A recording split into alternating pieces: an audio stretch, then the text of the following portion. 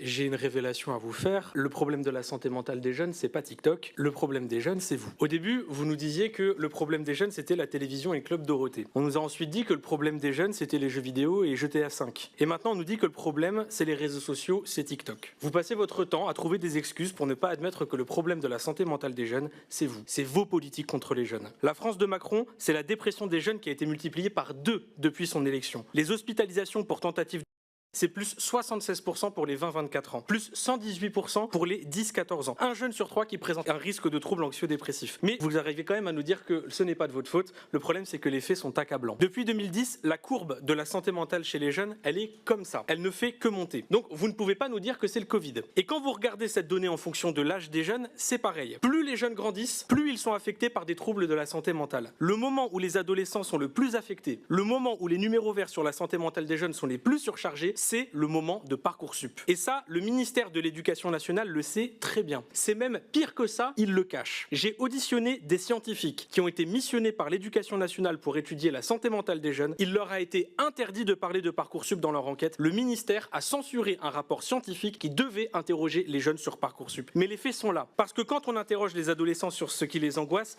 ils disent ça. Notes, avenir, cours, études. Et vous voyez, il y a même Parcoursup qui est marqué juste ici. Quand on interroge les jeunes, je ne vois pas marqué TikTok. Je vois marqué bilan des politiques d'Emmanuel Macron et de Gabriel Attal. Parce que quand on est lycéen à 40 dans une classe, où les professeurs absents ne sont pas remplacés, et quand on sait que c'est un algorithme qui va définir le reste de notre vie sur la base du contrôle de la veille, oui, ça affecte la santé mentale. Quand on est étudiant, qu'on travaille à côté de ses études, qu'on a 100 € de bourse, qu'elle est même pas indexée sur l'inflation, qu'on a un budget de 700 € par mois pour vivre dans des villes où le loyer est à plus de 1000 € pour un studio, qu'on doit faire une croix sur les activités culturelles, qu'on voit pas ses amis parce qu'on a à peine de quoi s'acheter à manger, bien sûr que ça affecte la santé mentale et ça concerne des millions d'étudiants, c'est un phénomène de masse. Quand on est un étudiant qui doit trouver un stage dans un pays avec 20% de chômage des jeunes et qu'on peut pas avoir de diplôme si on trouve pas son alternance, ça rend fou. Et en plus, c'est pas vos gosses qu'on envoie en alternance. Ils ont pas papa et maman pour faire marcher le réseau. C'est encore plus dur d'être recruté quand on est noir ou arabe.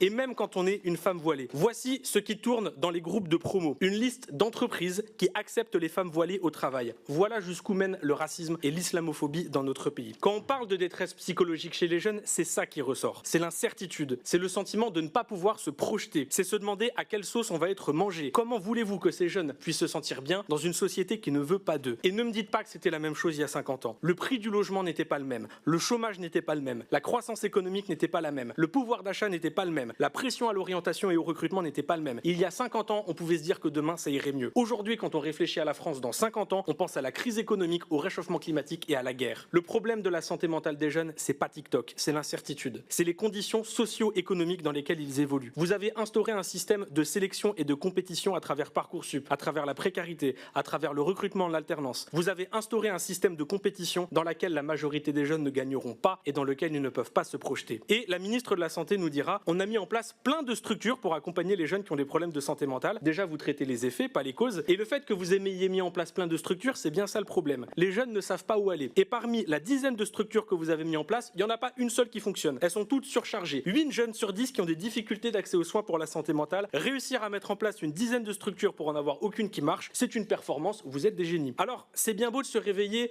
un an avant l'élection présidentielle pour faire des TikTok et de la récupération politique sur la santé mentale des jeunes, quand on est soi-même le problème. Et je parle notamment de Gabriel Attal. Bonjour. Il a été ministre de la Jeunesse, ministre de l'Éducation, Premier ministre. Je l'ai invité à ce débat, il n'a même pas pris la peine de venir. Je veux que vous compreniez que c'est vous qui aggravez les inégalités sociales. C'est vous qui avez instauré une concurrence malsaine et déloyale dans la jeunesse pour faire croire à un ascenseur social qui n'existe pas. Et c'est vous qui avez laissé mourir nos services publics de santé face à une demande toujours grandissante. Alors, mes chers collègues, si j'avais une conclusion à donner de ce rapport, c'est arrêter de dire que c'est de la faute de TikTok. C'est un amplificateur. Les responsables de la dégradation de la santé mentale, c'est avant tout vous et vos politiques contre les jeunes.